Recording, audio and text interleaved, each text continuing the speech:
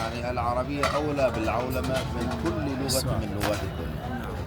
أولا فهي أول لغة نطقت بها البشرية، وهي لغة الفطرة، لغة الفطرة، لأنه ما من إنسان إلا ونطق بها في عالم الذر عندما سأله الله تبارك وتعالى لست بربكم؟ قالوا بلى شهدنا.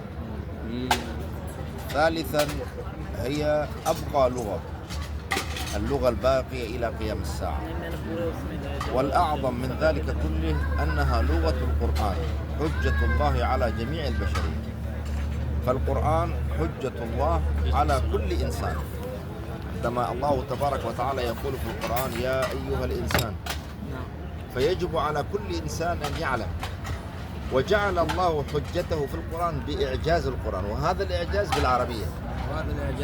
يعني الله تحدى البشرية جميعا بالقرآن الذي بالعربية لا بالترجمة. فلذا وجب على كل إنسان أن يتعلم العربية ليدرك إعجاز القرآن. فإذا أدرك إعجاز القرآن علم أن هذا الكلام ليس من كلام البشر، وإنما هو من كلام رب البشر.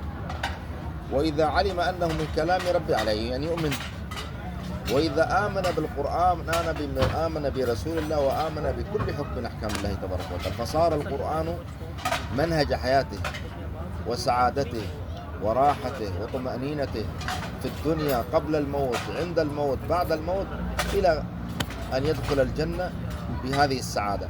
فانظر سبحان الله كيف أصبحت العربية لغة السعادة، لغة الأمن، لغة التوفيق، لغة الفوز والفلاح والنجاح في الدنيا والآخرة.